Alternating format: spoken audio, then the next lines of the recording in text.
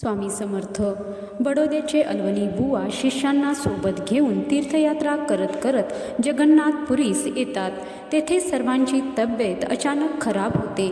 भयंकर तापामुळे बाजारात जाऊन शिधा आणण्या इतकी सुद्धा शक्ती कोणाकडे नव्हती.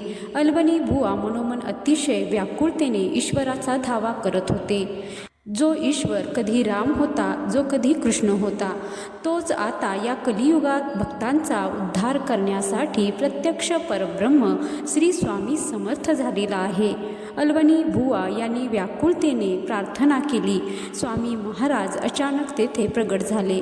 स्वामींची अजानबाहू तेजपुंज मूर्ती बघून अलवली बुवांची क्षणभरासाठी समाधी लागली आणि शरीरात इतका ताप आला असताना सुद्धा ते खडबडून जागेवरून उठले आणि जवळ जाऊन स्वामींच्या चरणांचे दर्शन घेतले.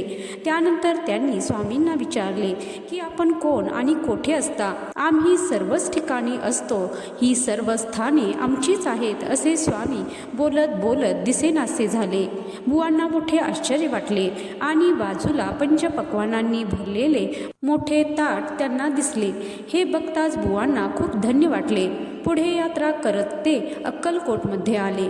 स्वामी लीलांचे श्रवण केल्यानंतर त्यांना स्वामी दर्शनाची ओढ लागली आणि स्वामींची अजानबाहू तेजपुंज मूर्ती बघताच जगन्नाथपुरीस आपल्याला दर्शन देणारी मूर्ती ती हीच आहे असे म्हणून बुवा थेट गेले आणि स्वामींचे चरण घट्ट पकडले.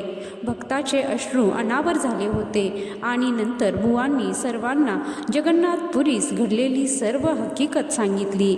स्वामींच्या अद्भुत लीलांचे सर्वांना आश्चर्य वाटले आणि सर्वांनी एका स्वरात स्वामींचा जयघोष केला. तर मंडळी, या कथेचा बोध हाच की कलियुगाचे चालक, मालक, पालक हे स्वामीच आहेत. देवांची रूपे जरी वेगवेगळी असली तरी सर्वांचा देव हा एकच आहे. तुम्ही फक्त श्रद्धेने आणि विश्वासाने त्या देवाला हाक मारा, ते तुम्हाला नक्कीच दर्शन देतील. धन्यवाद. जय श्री स्वामी समर्थ.